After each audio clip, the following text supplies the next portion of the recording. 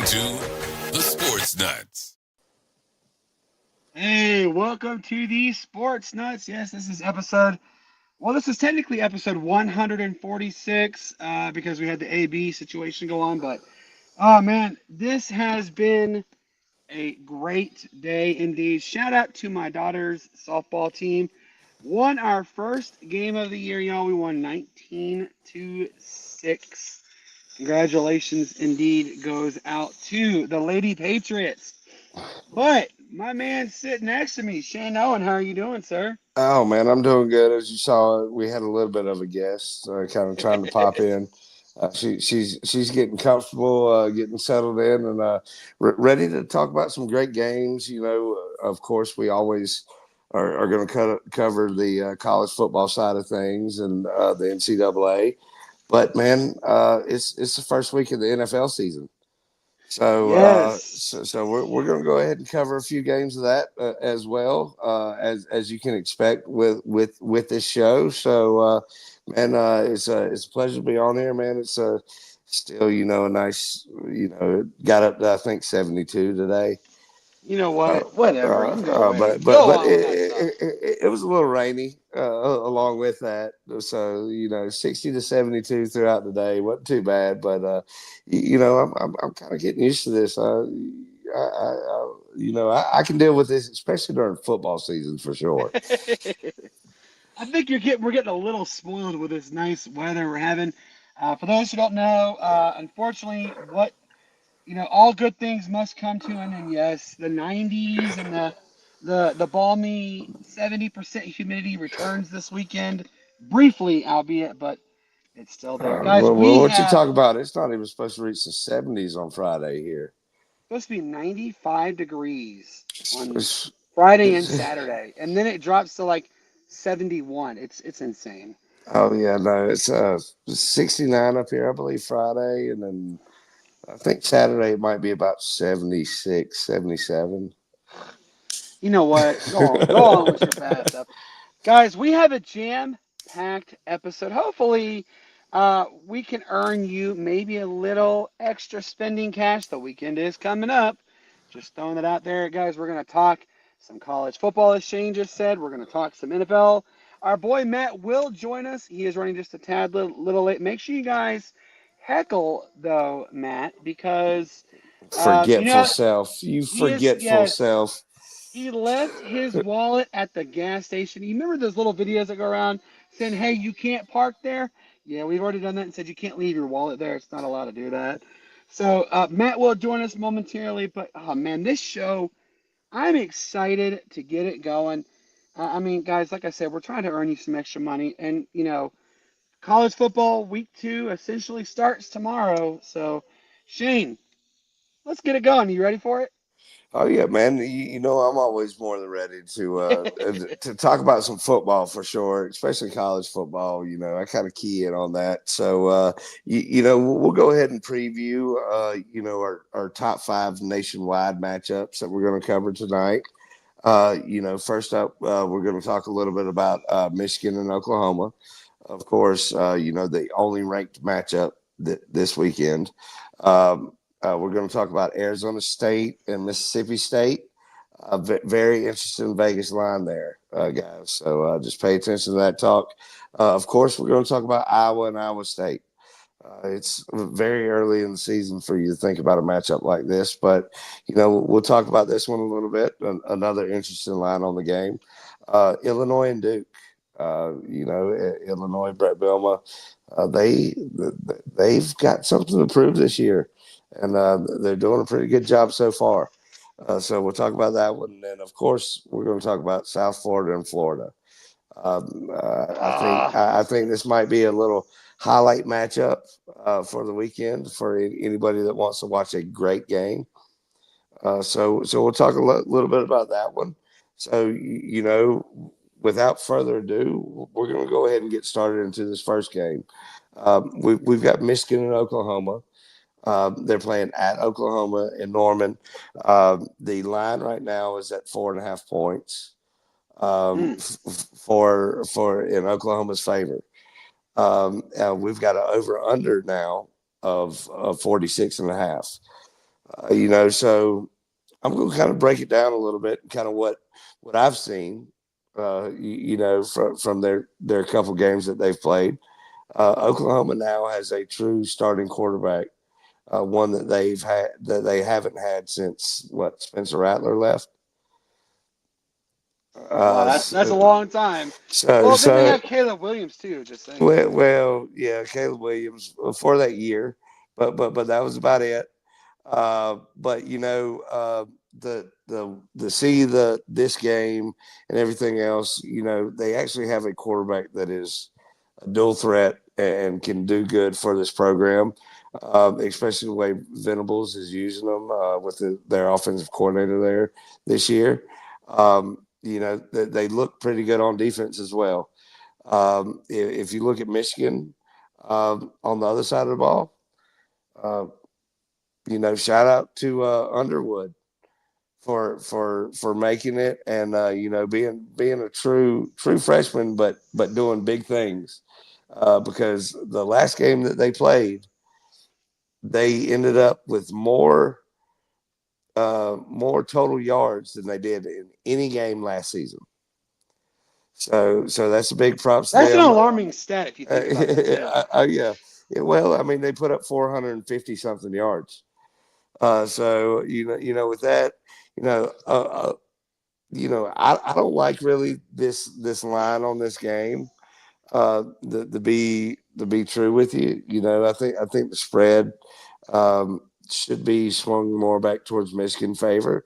So in that case, as the odds are now, whenever we were writing the show, for sure, I'm going to take Michigan with these odds because even if Oklahoma comes out with it, I say a 3-point victory at best.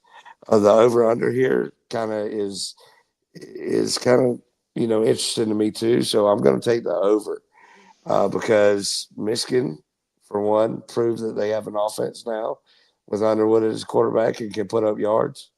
And two, Oklahoma hasn't had a defense in I don't know how long, but they've been able to put up points.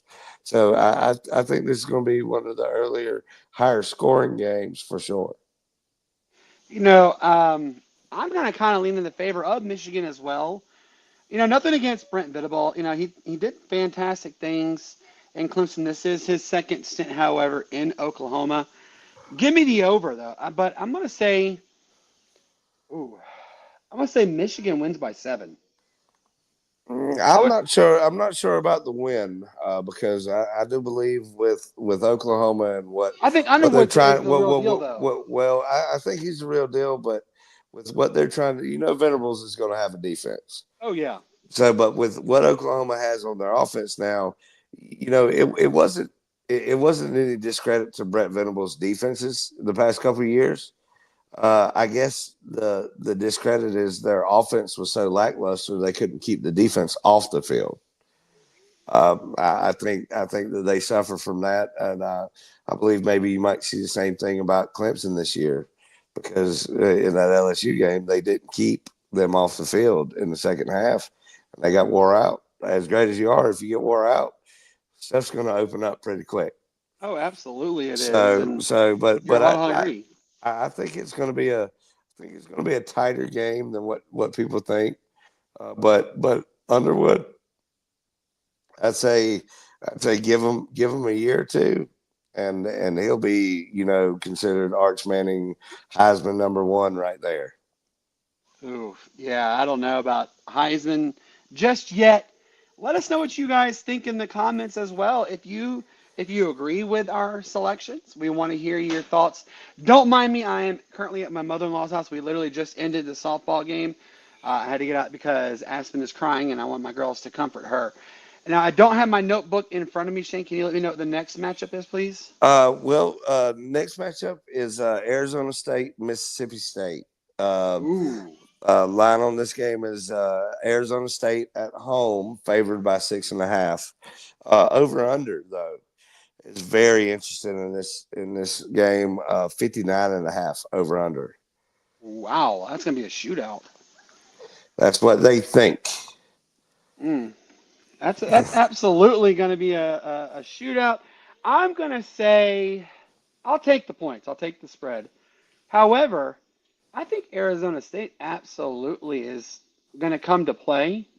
Yeah, we know Scatterboo is gone, but Mississippi State, man, they always give you that what if. We don't know what's going to happen next. So I will say Arizona. Give me the points with Arizona for the win. Arizona State for the win, and I'll say give me everything. What about you, Shane?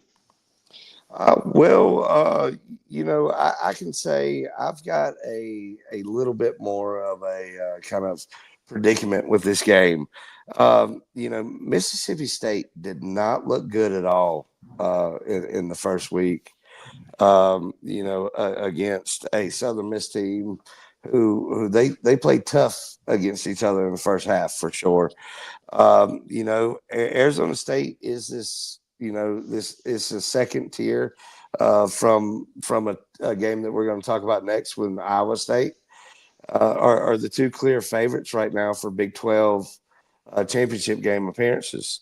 So, I think I like Arizona State, even going to Starksville to battle the cowbells and all that, hoopla Did you see that what they they were have doing down though? there. Also, they assimilated the sound by ringing them bells all game, all Yeah. practice. Well. I mean, that's one thing.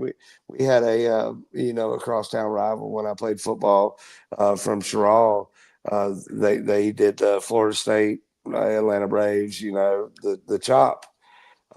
With that being said, we blasted that through practice, through our walkthrough, just to get us ready for it. So, but I like Arizona State in this game, even with the points that they're giving up. That over under though is just a little far out there. I would definitely take the under or not bet it for the start. What about you, Matt? What would you do? I agree with Shane here on this one. First of all, how's it going, guys? Hope you guys are doing well. But yeah, man, I'm kind of seamlessly sliding in. But I agree with Shane here, man. I say I give me the points. Yeah, with Arizona State, it's just I still want to see what they are. I still want to see how they are. I mean, without their with what they lost in the draft, man, it's a little unpredictable for me. But I'm gonna have to agree with Shane on this one. Yeah, well, I mean, they did put up some points, this past week and looked pretty good. But for them to lose what they did, but for them to bring in what they did as well through the transfer portal and all, it surprised me. And they've been touted as kind of the favorite so far, leading up to the season and through this first week of the season, other than Iowa State actually taking on another favorite in Kansas State and knocking them off. You're right. Hey, Matt, if you could be doing me a favor, star all the comments. I can't see the comments because I'm here on my phone right now, but if you can, star the comments and show them because I know we've got comments coming in. I greatly appreciate it. All right, so Shane, what's the next one? Again, I don't have my notes. What's the next one? Let us know, please. Next one is Iowa and Iowa State. Ooh. And, we've got Iowa State even at home, only a 3.5 point favorite in this game with an over under of 41.5. Matt, I want to go to you on this one first. Well, I was. I was. He'll come We'll back. see. But now I'll go to Brandon on this one first. Okay. What are your thoughts on this? Kind of game overall, and do you think that these lines are right? What is who is the favorite right now? Again, don't have the notes. Iowa State is the favorite by only 3.5 points at home. Ooh. This is always a good matchup. Iowa State is always a good matchup. Never disappoints. I'm going to say I think Iowa's going to hand it just because we know what Iowa is capable of. We know what Iowa has done. Gosh, year in and year out. They may not have an electrifying offense. However, they do have a great defense. And I could see Iowa. I think Iowa actually pulls the upset here. I would say Iowa win with the spread, with the 3.5 spread, though. I'd say Iowa wins. What do you think? Oh, you're muted. Yeah. Well, I'm the complete opposite thinking.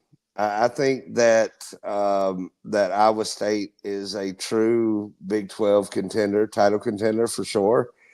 Um, and with that being said, I don't see Iowa. They put up 34 points against the University of Albany.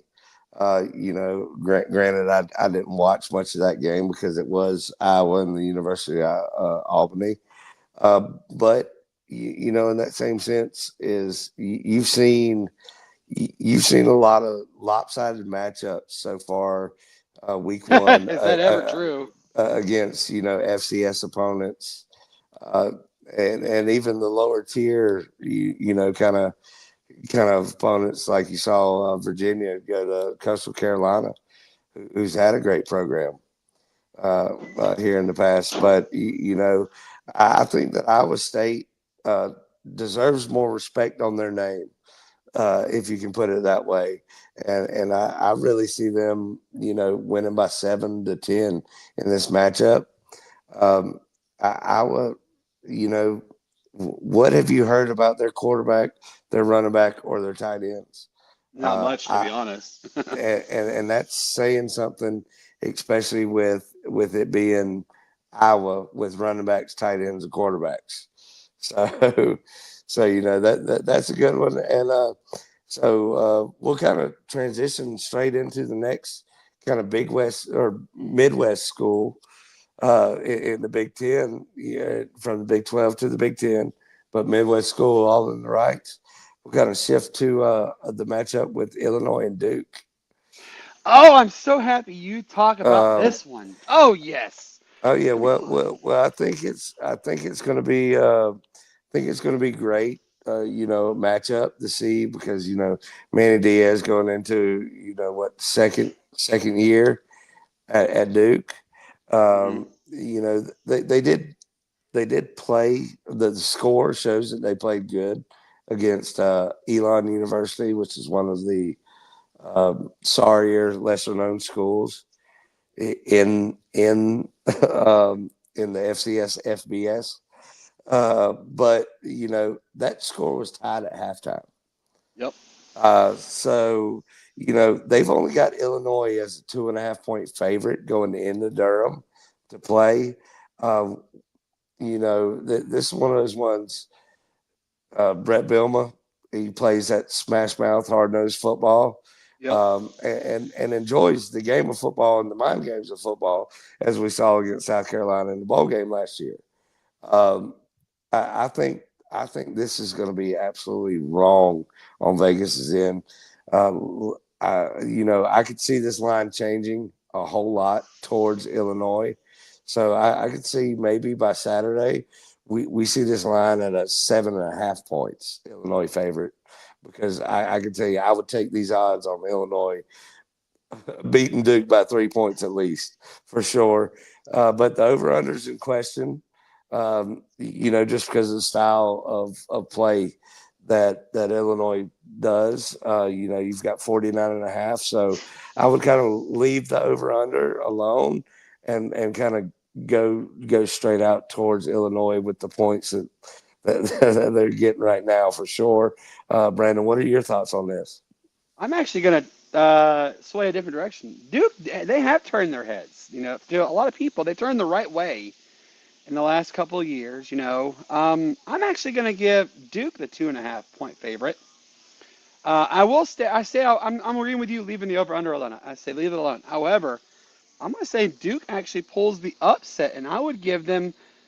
I would say they could even win by 5. That's the kind of situation. Duke, you know, they give the Big Ten, they give the Big 12. I mean, heck, they even give the Pac-12 2.0. Those schools, they give them fits. So, and I'm not discrediting Duke. Look, Illinois is a great school. We know the kind of team they are. We've known it for a long time. But I would say give me Duke at 5. I say give them 5. What's the next matchup, Shane? Okay, well, the next matchup, is one that I think everybody's going to love. It's going to be South Florida versus Florida. Man, Vegas has these odds as crazy right now. They have Florida by 17.5 points. No. They are playing at the Swamp, so we'll credit there. But the over-under right now is at 56.5 points. Woo! That's that's a lot. That's a lot, especially what's going on with both teams. Yeah, well, and Florida didn't look bad, but they didn't look good this past week. Be it competition, but I came into the season that DJ Lagway was going to be, one of those kind of Heisman surprise hopefuls. Like we all knew the talent there, but if he could play great, then hey, we're going to put him up there, kind of deal. But he played as we expected him to play. That's kind of been one of the things that's tagged him along his whole career. Has been, hey, I played to my competition. You can play a top 10 Tennessee team and go 20 for 25 with 250 yards, 3 touchdowns, 1 interception, with 107 yards rushing, and lead them to a 1-point loss, and then go the next week and play against BFE and still show up and throw for 160 yards, 1 touchdown, 3 picks. He's got to get out of that mentality. But talking in that, South Florida's no pushover. They, Boise State was ranked in the top 25 to start the year for a reason. Yes, they lost a lot from last year's team, be it transfer portal, draft, whatever you want to look at. They're still a decent team for the Associated Press to put them in the top 25 to start the year. So you got to look at it like that. But then also you got to think, man, 56.5 points. That's a tough mark, especially for a South Florida team that, I mean, they played good this past week. Kind of hype home game of the start of the season, and it started the season, so they had plenty of time to prepare for it. But now, what can they do with the SEC foe with only a week to prepare? So, I like South Florida and the points that they're getting here, but the over under is just one of those ones that I'm gonna stay away from as well. Oh, I wholeheartedly agree with you.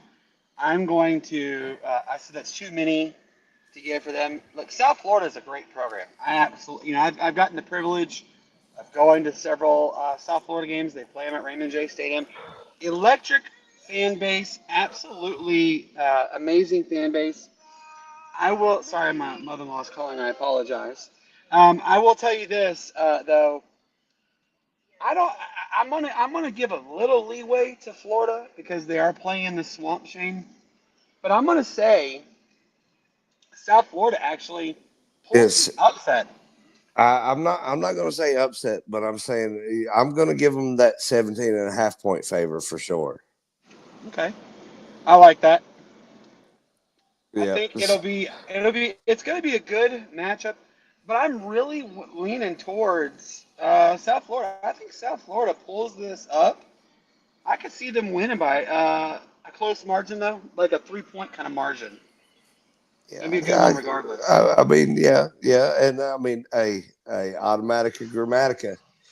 Which I I was mean, telling this to his Kat. boy's doing it too. How cool is that to know that your dad is a legendary kicker for the In that Tampa Bay stadium, Buccaneers in in that that stadium same alone. stadium, and you're getting to duplicate what your dad did? Yeah. Oh man, If I'm not mistaken, isn't it wearing the same number? yes, he wears the exact same number his dad did. Yeah, So so it's really cool. that's a great story, one in itself, for Yep. sure. But and I mean, these are just kind of the 5 games that we highlighted. There's a couple more kind of big name games, but we kind of skated around these because I think that these 5 matchups are kind of the best as far as everyone out there listening, betting to put money down, kind of to listen to our thoughts because we know just a smidge maybe about these games. Or as I like to call it, just a teens. Just teens. That's all we need. Just a teens. You want that itsy bitsy yellow polka dot bikini, right? Yeah. Well, instead of teensy weensy, yeah, I just go ahead and shorten it to a teens because that's what all these Gen Alpha kids are doing nowadays.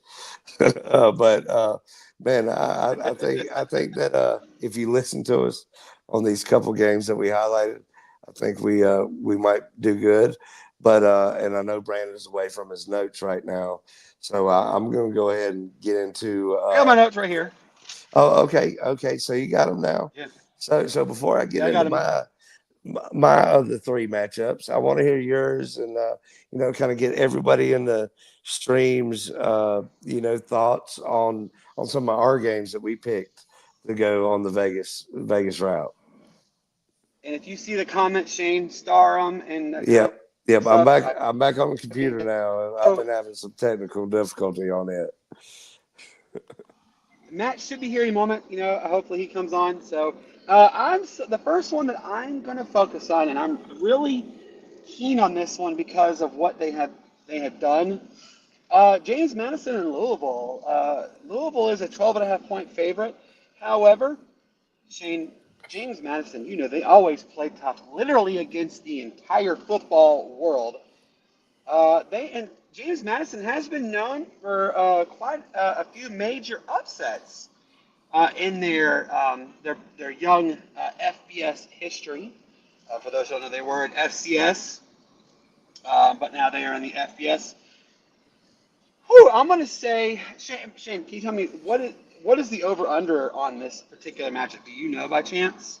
I don't know by chance. I know I looked at it maybe to highlight it because of what Louisville did, this past week, and how they kind of came off firing.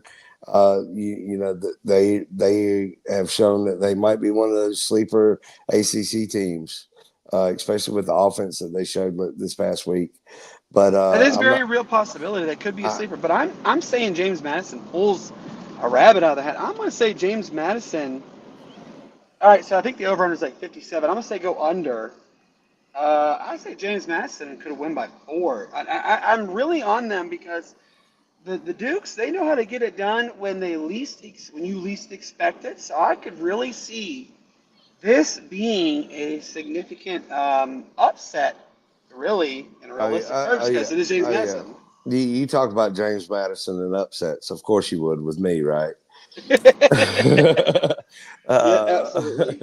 but I like keeping it close in this game. I do think that the pace of Louisville's offense will eventually wear down against James Madison, and so I see if it's more than a uh, if it's if it's a 10 point or more Louisville favor, I would probably take James Madison or leave that alone and go for the under. I can see. I like that. Now I got it. My next one, you're actually going to be pleasantly surprised. Um, I only have two, and this next one I'm about to focus on. See, I'm going to turn the light on here. The reason why I'm focusing on it is because of what they did last week, y'all. And this is actually going to be amazing to talk about. Furman and Presbyterian. Again, folks, you all are going to wonder, why are we talking about this matchup? Well, for those who weren't paying attention, Presbyterian is the smallest school literally in all of the FBS and FCS realm. But they're the tiniest school. What did they do last week? Oh, they only upset the number 11th nationally ranked FCS team in the Mercer Bears by a score of 15-10. Presbyterian gets an opportunity of a lifetime to gets a good opportunity of a lifetime to maybe pull upset again. However, I don't know the actual line because they don't really show it on FCS. But I'm going to say, because Furman has a great team they have a fantastic offense, a solid defense. I'm going to say actually, and I want to hear your thoughts on this too, Shane. Furman, I think, pulls the win out, but it's not till a second half kind of thing. I think Presbyterian makes it just a little more interesting than Furman would like. What do you think, Shane? Oh, you're muted. Oh, your mic's muted, sir. Oh, no, and then There we now I'm more better now. But I'm kind of go. with Mo I'm better. kind of with you on the Furman deal. Um, we do talk about the first week of the season a lot, especially going into the second week of the season. But in that same sense, is me and my cousin were talking about this earlier. It also is the first week of the season. You've given defensive coordinators ample time to prepare for all your schemes and everything that you've had. If you don't have a large coaching turnover, then you still have a lot of the same schemes and everything in place that you have, kind of throughout. So, I think Furman pulls this off. Um, PC, I mean, they've had a storied program for being as small as a school as they are, to say the least, for sure. I know I've had a couple buddies go there, and actually, one played there, and so it's kind of it's a really small school, It really literally really is the small. smallest school, folks. Yeah, so I think it's the smallest even at JUCO level. yeah, it's got a whole. It's some of the guys are a whole lot bigger in the JUCO level for sure. But I think Furman probably 10-point win in my what I'm thinking. I like what you're saying. All right, Shane. So I only had two, but not. Let's hear yours, sir.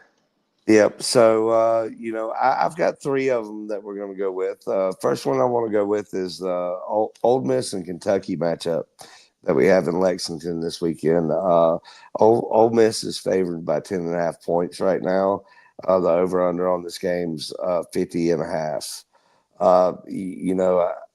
I know this game's in Lexington, but they only beat Toledo last week by 8 points.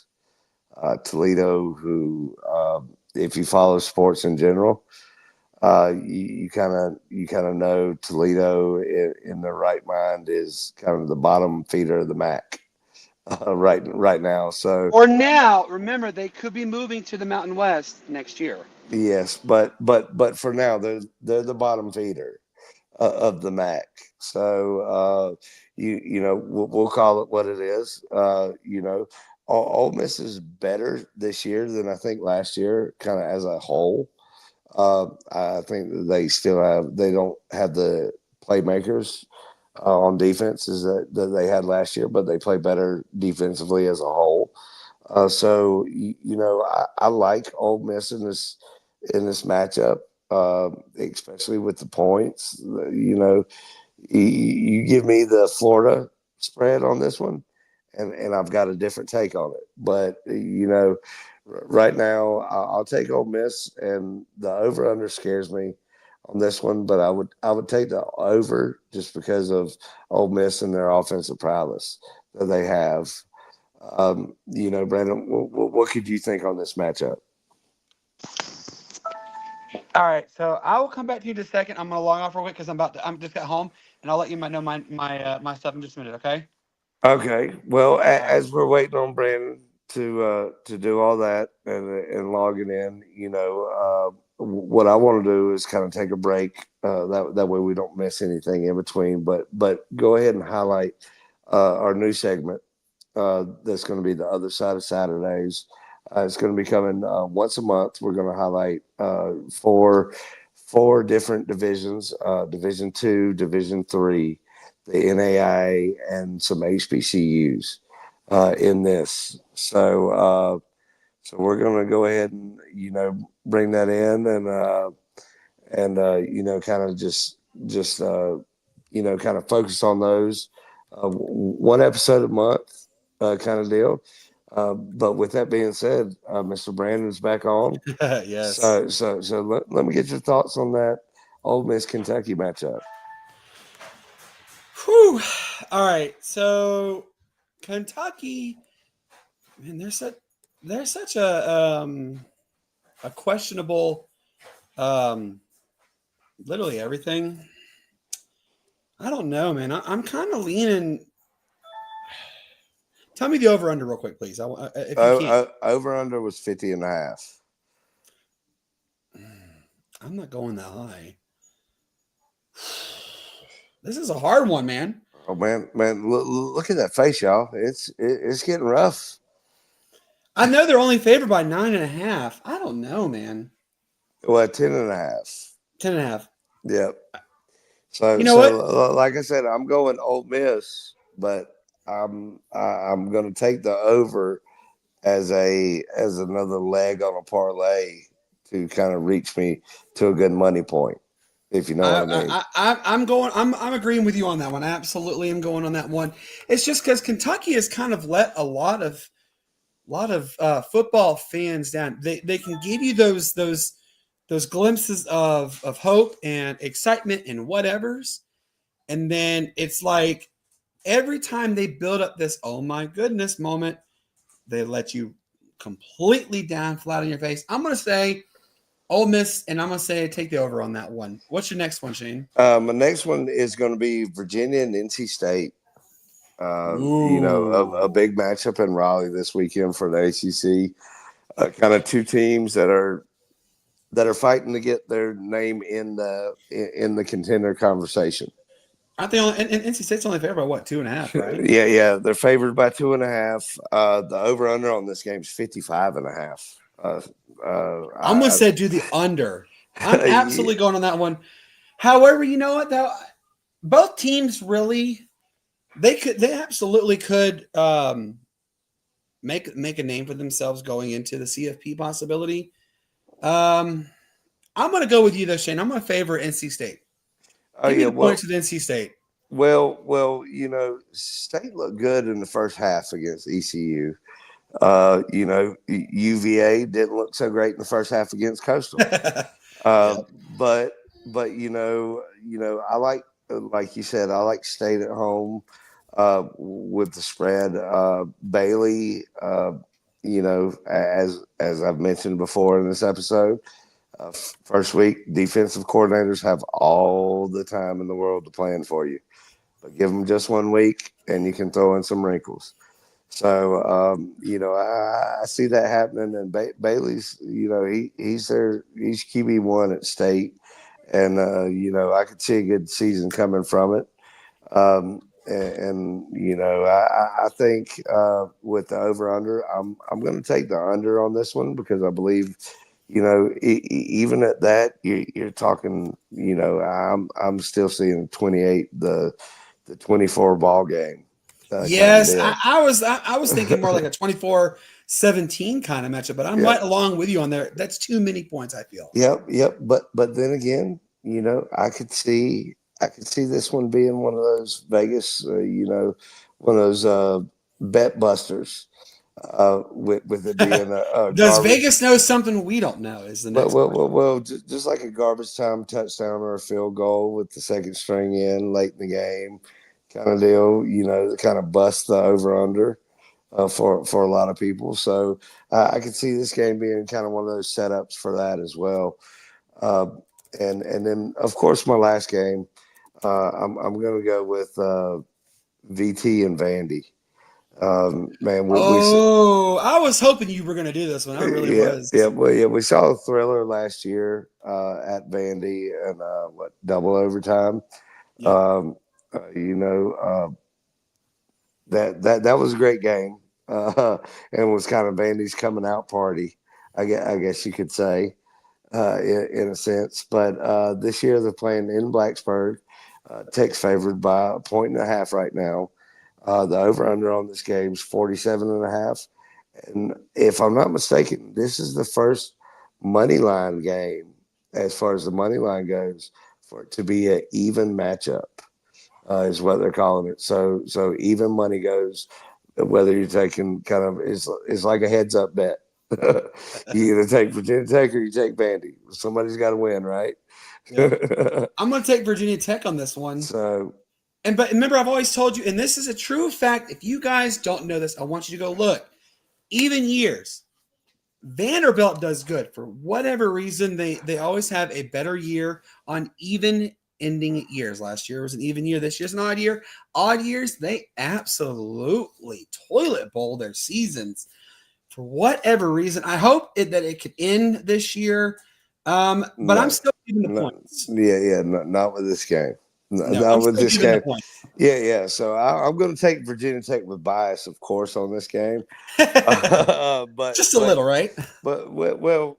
Also, you look at what Vandy did last week. They beat a Charleston Southern team, 45-7 or something like that. 45-3. Yeah. So this is a Charleston Southern team that also was 1-11 last year. They were also Charleston Southern team that went to Hawaii, by the way, folks, and got blown out 76-3. So just they went 0-8 in the Big South. that's not saying a lot. Big South is a basketball conference. I didn't know Yes, they had that. that's many it. That's what he football was just saying. It's not a lot, folks. It's not a lot to be they were proud about. They were a basketball conference before, and still are. I didn't know that they had this many football teams now, kind of deal. But we're talking about that. Virginia Tech played well against South Carolina defensively. I saw something, their new defensive coordinator, 28 different players played a snap on defense throughout that game. And just by the way, if you don't know sports, which you probably should, watching our show maybe. Just a little bit, right? You can only have 11 out there at one time. Unless you're in the Canadian Football League, then you can have 12. Yeah, which we'll dive into that at some other point. I hope. But they played great defensively. Their offense couldn't get the ball in the end zone to save their life. But this game, I'm probably going to take the under on this game. Because these are two offenses and their offensive schemes to spread you out, but to eat the clock at the same time. So I wouldn't be surprised if you see, maybe 50 snaps apiece from each offense. Wow. Yeah. That just tells you it's going to be an electrifying matchup, to say the least. It's going to be a great matchup, guys, and I hope you are you're locking in your opportunities here. As you guys heard, we're giving you some quality I guess you call them bets. I know I told you guys I only had 2. I'm going to go with another one. Texas State and University of Texas San Antonio. UTSA is favored by 4.5 points on that one, Shane. Texas State, as you guys know, this is the last year Texas State is in the American. Then they're moving next year to the Pac-12 2.0. University of Texas San Antonio. I've always been high on the Roadrunners. The over-under, though, Shane, I don't know if you've heard this. The over-under is 66.5 according to ESPN's app. That's a lot of points, but I'm going to say take the points because both teams, they can sling it left and right. I'm going to say this is going to pay me to say this, by the way. I'm not. Don't be mad at me, San Antonio. I'm saying Texas State. I'm going to say Texas State wins with the points. What do you think, Shane? Well, I can tell you the Bobcats are probably the poster child of let's get to the FBS and let's see how far we can go. As fast as we can go. Because as fast as we can get there, really. It wasn't what 4 or 5 4 6 years ago. Yeah, they were a FCS school. Yep. So that's one of those things. I'm definitely taking the under. Wow, really? Yes, I'm taking the under for sure. Even though knowing that both these two teams can sling it. Yes. Even knowing that, I'm still taking the under. Because that's just too that's one of those legs that you put on that parlay like okay 66.5, they're gonna like each team's gonna have to have 100 snaps on offense Crazy thing. to reach this because even though they sling the ball all over the field, eventually when that's done, you got to run the ball, and the clock runs as that ball, stays in play, as they say. So, I like the under on this, especially legging it with a couple other, kind of prop bets for sure. But man, I think here Texas State, I do like them, but UTSA, the Roadrunners, I've always liked them. As you said, they just kind of surprise you out of nowhere. They do. This might be one of those games. Okay, and just so you also know, folks, UTSA could be leaving the American. They could be joining. They have been linked to the Mountain West. They have been linked to the ACC, and of course, the dreaded Pac-12 2.0. They have been mentioned there as well. So it's always a possibility. Yeah. So as we promised before, though, I kind of want to switch gears and let's get to the NFL side of things. Yes, football starts tomorrow night in the NFL world. Yes. Tomorrow night with the Cowboys and the Eagles kicking it off. That's not one of the games that we have to cover as far as the money lines go. But hey, it's NFL football kicking off tomorrow night. So we're more than excited for that. And so with the only game being between tomorrow night and Sunday, let's go ahead and highlight the Chiefs and the Chargers.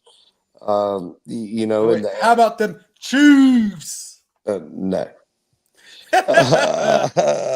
We're not going to get into all that here. but either way, it's the annual game in Brazil that we have now.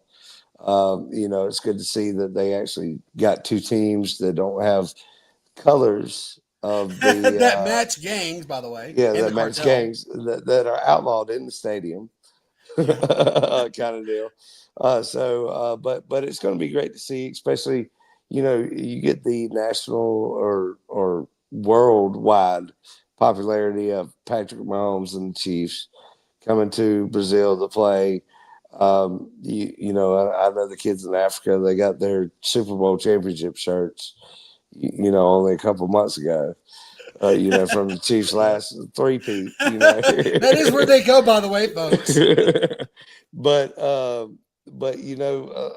I want to focus on this one because they've got the Chiefs at a 3.5-point favorite here, and the over/under at 46.5. It just kind of seems kind of up and down. Of course, we look at the games last year that these two teams had, and they were pretty close. So, Brandon, I want to get kind of your thoughts on this. I'll go ahead and let everybody know this one is one of those ones I wanted to highlight, but I'm not sure about. So like I could say I would take the Chargers based off gut feeling. That's what my gut's telling me that too. I think they're going to lose, but maybe by 2. I say give me the Chargers by 3. Oh, I'm not on that train yet. Not on that train yet. But you know me, the Chiefs. Obviously, we know this most likely could be Travis Kelce's last year in the NFL, and we also know the merry-go-round that's going around with the entertainment world, as you want to call it, with Kelce and Swift, which we don't want to talk about. But I'm going to say the Chargers absolutely could, because last year we did see Mahomes. He did take a good, significant step backwards. I could see the Chargers pulling a rabbit out of that and give the Chargers by 3 to me. That's what I'm saying. Okay. Well, and I like your Chargers pick, and Chargers with the points. I'll definitely take that pick. So even if they lose by 3, guess what? They still covered. That's right. So I'll take that bet all day. But what are your thoughts on that over under at 46.5? I think that's kind of a little low, honestly. Well, I'm also in that same sense. I think that it's a little low for this game, Yes, but if because of this, who they are. Justin but Herbert can but throw yet it up. but yet this game at the middle of the year compared to this as the first game, It's a whole new we're going. ballpark here. Yeah, we're going back into what we were talking about before. You give us a whole off season to scheme around what you're doing. Hey, we've got a whole different ball game, and as we saw in the college game this past week, the unders hit more than the overs, and that's true across the board. I think you give any defensive coordinator that much time to prepare for an offense, no matter what wrinkle you put in, it's still you're still going to have one leg up compared to week. So. Yep. I actually like the under on this one. Really? Yes. I'd say like a 2017 ball game. Ooh, close score indeed. Yep. And so, with that being said, I want to go into the next big matchup for the weekend: Okay. the Ravens and the Bills. Yes. Started off. We know our boy Cole. He's going to want to hear what you're thinking on this one. Yeah. Well, I think it's kind of a slight from Vegas to put Buffalo at the 1.5 point favorite again. We saw the AFC matchup with Buffalo as a 1.5 point favorite, which Baltimore did not cover that 1.5. They ended up losing by 2, but that was an AFC championship game in cold weather. This isn't the first game to start the season. The Ravens are a much better team. I know Cole's going to love me hearing me say this. The Ravens are a much better team than the AFC playoff team that they had out there for the Bills game. So, and that being said, I think that this is I think the Ravens are going to win this one outright. So I definitely take the money line on this one. The over under though is very interesting. It's like 50.5, right? Yeah, it's 50.5. But as like I said, me and my cousin were talking earlier today, at that 50.5, both those teams have to score 56 points. 26 points. And that's out the water. The game that they played in the cold, in the playoff game, it was 29-27, I believe. So there's your over right there. Definitely taking the over on this one, and I'm going to take the Ravens on the money line to go outright on this one for sure. I said the Bills went outright. Well, Bills also get off to a slow start every year. That is true. It is, but they are one of the very few that have ever done it. Literally the entire season, every game that the Bills play, they are favored to win. With that being said, they haven't won it all yet. Yeah, they haven't won it all yet. I will say, give me the points, but I'm going to say, absolutely though, Bills win it, and I'm going to say, give me the over on it though, because with that 15.5 is not enough. I could see it being like a 34-30 kind of game, so it's going to be a really close game regardless. Yeah, and so with that game, let's go ahead and get into our last kind of national headline game.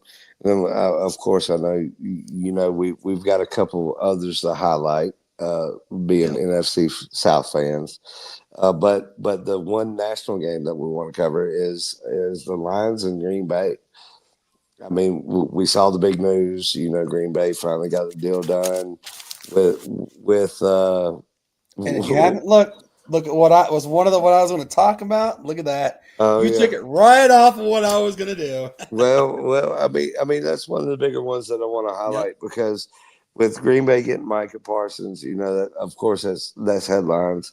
Of course, with them sitting out the whole training camp preseason kind of deal.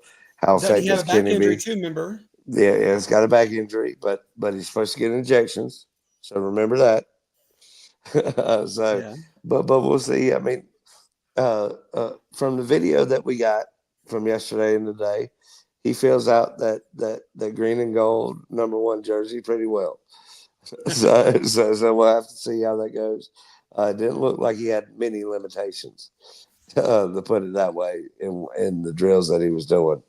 But we're sitting here. This line is with Green Bay favored at 2.5 points right now. Um, the over under is 47.5. I think the over under is one that you should steer away from. But that Green Bay at 2.5, I'm probably going to take Green Bay. Detroit lost. Their two signal They lost all callers. their coordinators. Yeah. Yeah, they lost their two signal callers on offense and their defensive coordinator alone. And not to mention, they did look like a duck. They looked like ducks out of water in the preseason too. Well. I mean, preseason's preseason. We're not going to count any of that towards other than towards these kind of lesser known guys making the roster and maybe being a productive part of the squad this year. We kind of know where Detroit is with the talent that they have, but with them losing that much coaching, as we heard Ralph talk about last night, the coaching transition is one of the biggest things to look at in the NFL this year for sure.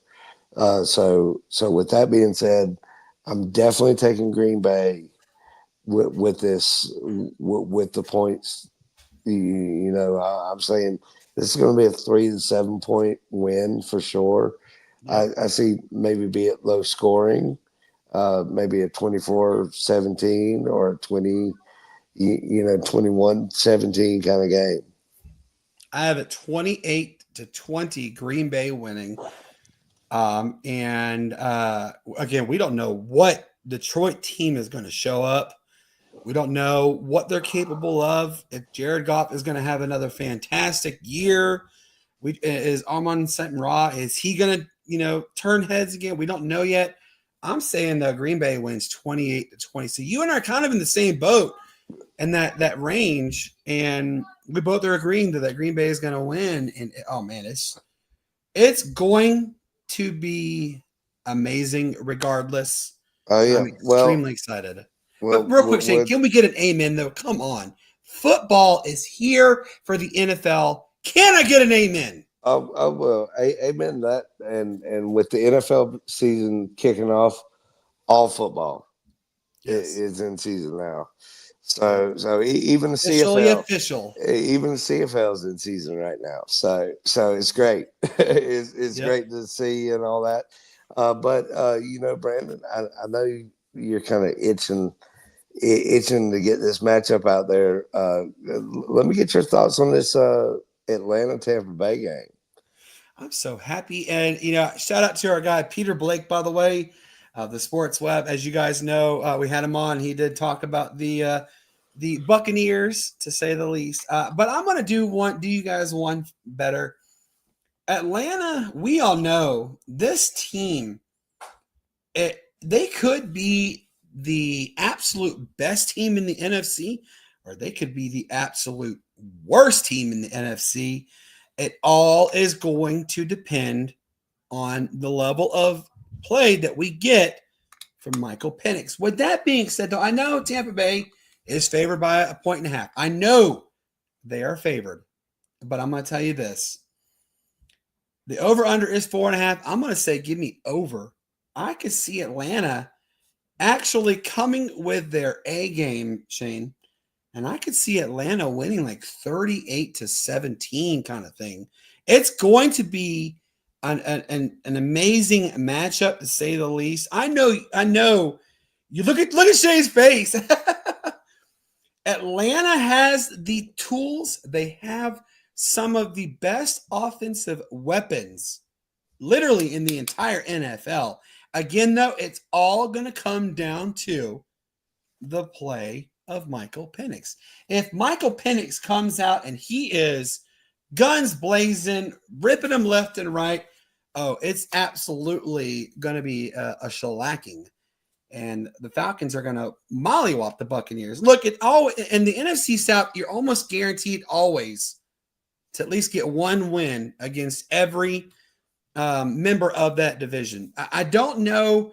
I think it's probably been since 2015, if I'm not mistaken, Shane, the last time every team except Atlanta got swept in the NFC South.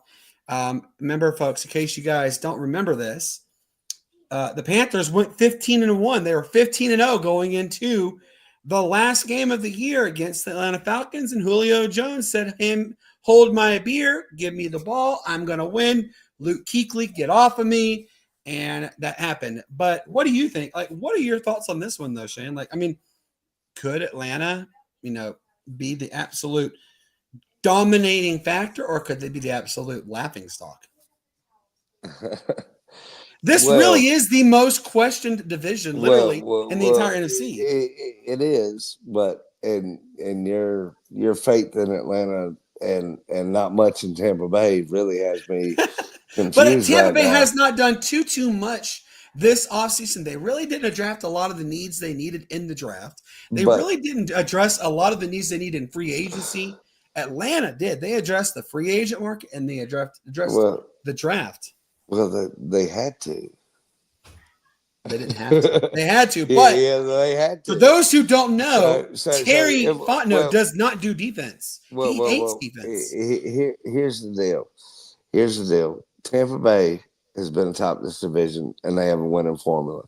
They're not going to change it unless they change up coaching staffs or GMs, which they haven't done. Are you, though, sold on Todd Bowles? I love him. He's a great defensive-minded coach. No. He's not an offensive-minded. And that's why you put coordinators in place to put you where you are. I mean, we saw one of their coordinators get snatched up by the Jaguars as head coach this year. Yeah, Dave Canales. I'm sorry. Where did Cone come from? The what? Where did Cone from the Jaguars? Where did he come from? Canales is in Carolina. Canales is Carolina. Yeah. Where did the Jacksonville coach come from? If I'm not mistaken. Duval. Yeah. If I'm not mistaken, oh my it was God. Tampa Bay. Where did he come? No, where did he come from? If I'm not mistaken, it was Tampa Bay. Where did Jacksonville's coach come from? He was with the LA Rams. But he was also the offensive coordinator of the Buccaneers. Yeah. And then went to Jacksonville. So all I'm going to say, you take Baker Mayfield as your perennial starter, and your offensive coordinator, and you turn him into a division-winning quarterback year after year, which is not likely in the NFC South, to say the least. But they've done it. Very rarely do you get back-to-back champions in the NFC South. I mean, it took up until 2005 when when it finally ended, where everybody was losing every year.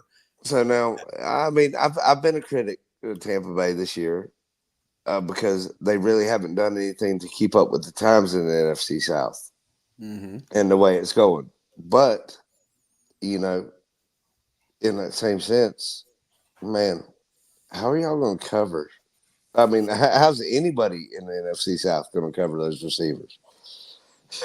I mean, AJ Terrell is not about. Jesse Bates is a fantastic. He's literally one of the best safeties to ever don an NFL jersey. Oh, that's boy. according to the NFL. Oh boy. You better bring out your sources on that one, buddy. NFL.com. All right. Well, go ahead and send me the clippings because I will argue tooth and nail up and down with better players throughout. Jesse Bates is the best safety to don a strong safety uniform. He absolutely is. No, Bam Bam Cam. I can go ahead and cut you out right there. Bam Bam Cam. Bam Bam Cam. Yeah, Bam Bam Cam. Cam Chancellor. Is Cam still playing is the question. No. You said best safeties. You didn't say when. You didn't say Okay. now. You didn't say now playing. According to NFL.com, this time frame that we're in, the last is going 7 years to now. Oh, no. Jesse Bates is the best strong safety. This is according to NFL.com and his statistics. Okay, well, yeah, no, the NFL.com, his statistics. I feel you. You've got bias, and that's where you're reaching for this one. But, but if you can remember, Ed Reed was just inducted into the Hall of Fame. Ed Reed also is the head coach at a high school. I'm just saying. Yeah, but yet he was just inducted, and you only have to be out of the NFL 4 years for that? 5 years. Yeah, so that puts it in the same time frame. So if he was playing in the same time frame, no. And Jesse Bates has only played like 3-4 years. Exactly, limited time frame. This is your bias coming out. Just to let you know. So I'm just going to tell you, you get off that hype train before it derails and you run off a bridge wholeheartedly. But I don't think, Atlanta might win this game to get back on point. Atlanta might win this game, but your prediction is your bias, and I'll put it at that.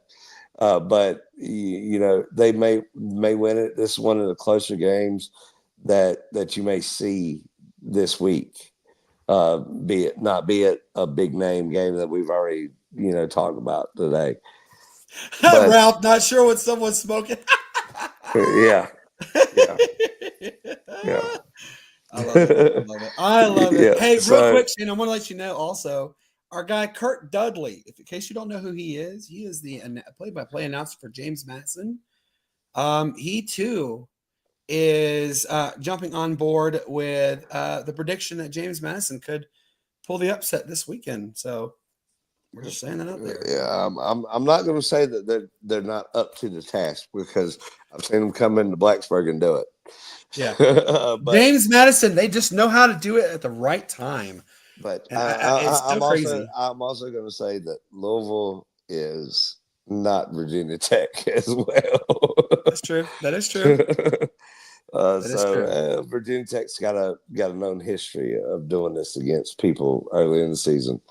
If anybody out there knows, so Absolutely. But that's another thing. So I kind of with being the NFC South kind of biased, I want to go into the last game. I want to highlight, of course, Panthers and Jaguars. We know last time we kind of just hit it a little bit at it. well, the Panthers last time they played the Jaguars to open up the season in Jacksonville. Don't start. We're not doing the Super Bowl talk. Was that 2015? And did you guys win, or did Cam not dive on that ball again? Oh! I mean, I'd much rather lose like 55-10 than somebody come back from 28 You know to 3. what? Don't even go there. I knew you were going to go there. I knew. Flag on the play. You did it. You started it. You started it with that Cam Newton fumble shit. I'm sorry. There's a fumble. Matt, we got to order that out, Matt. Sorry, Matt. We apologize. Yeah, but you started it, buddy. So I'd rather lose like that than the way y'all lost or gave it up because I mean we just lost. Y'all gave it up. So, man, you're getting flagged left and right. Well, yeah.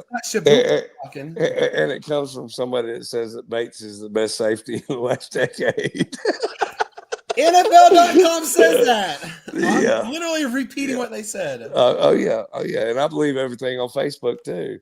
Oh God, no! I don't believe on Facebook. You kidding me? Well then, you get the irony here. But either way, to get back on topic. Give us your selection on this. I want to hear your thoughts on this. Well, Jacksonville is a 3.5-point favorite. I believe in the Panthers, and as we mentioned, the NFC South turning around. Other than the Buccaneers, So I'm going to take Carolina, but I'm still going to say it's a loss. Really? So I'm going to take the points here for sure. Mm-hmm. The over-under is still questionable because Jacksonville's offense, when Trevor Lawrence has been halfway injured or halfway himself. 46.5 is a good starting point. Well, like I said, that offense has just been lackluster at points until we see different. With Cone coming over from Tampa Bay. Duval. Duval. That was the most awkward one I've ever seen, by the way. And Jacksonville, Duval. Like, come on, Well, he's got it down now. Yeah. We'll put it like that. But I'm going to take this one. The over under though, it's Jacksonville's lack of offense last year, Carolina's lack of defense, and what they did to help their defense. I still don't see like that. I'm going to say give me the over. No, give me the under. I could see this being the lowest scoring NFL game this week. I hope not, because if that's the case, you can just tie me up and put a bow on and call me your daddy, as the great Pedro Martinez said. Yeah, but I think it's like you said, college football kicked off like officially last week with everybody playing. NFL kicks off this week with the break from preseason that they put in. I love it. I love this 1 week off, but that gives college football, put a couple games on Sunday, one on Monday, kind of deal.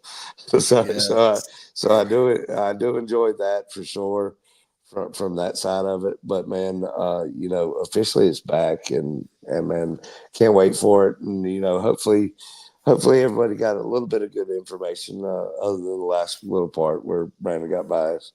You know what? Don't even go there. God, man, another flag. Woo, Shane. I think that's 100 yards now. Oh boy. Hey, I'm racking them up, but racks on racks on racks.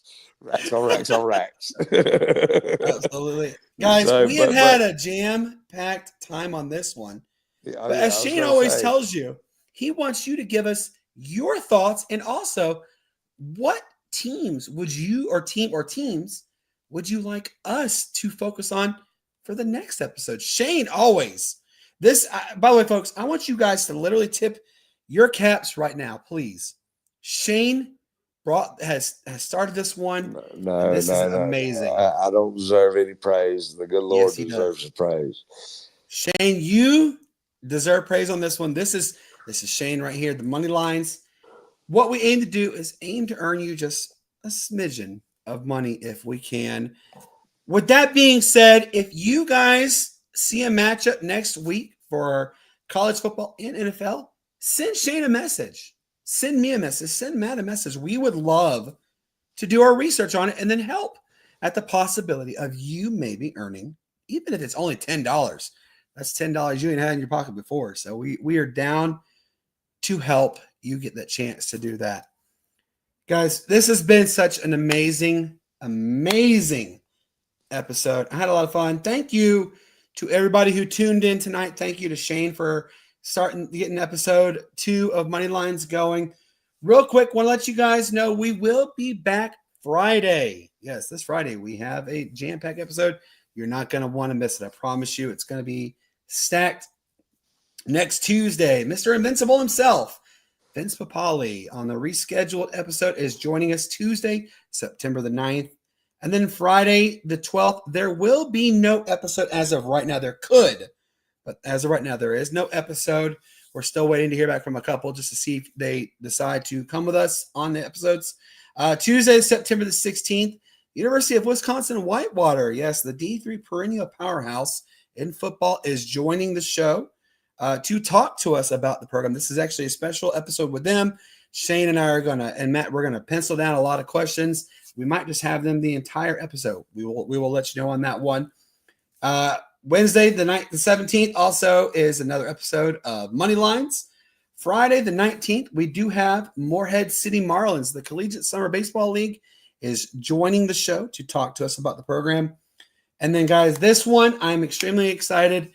It looks like it's going to happen. But we are definitely having the Augusta Pro Hockey team. We most likely have Tim Tebow joining at the same time. I've got to dot a few I's and cross a few T's, but it looks like it's going to happen. So make sure if you guys, again, get that popcorn ready because we might have most likely have Tim Tebow coming on here. And then finally, Tuesday, September the 30th, the Kentucky Barrels Arena Football Team, which their inaugural season is next year.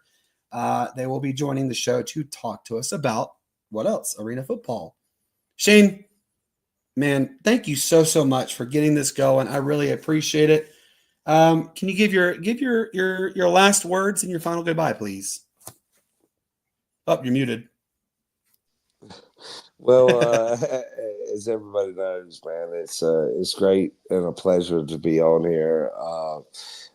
Brandon, don't give me that much praise because I don't deserve it. We're just all here kind of talking about sports in general, and I'm sorry for the little guest that you had on tonight. A little bit with Lily. Ms. Lily. If she wants to be in the lap, but man, as I always say, man, you could have been anywhere else. It's always been a pleasure. May the good Lord bless you, and peace, love, and bacon grease.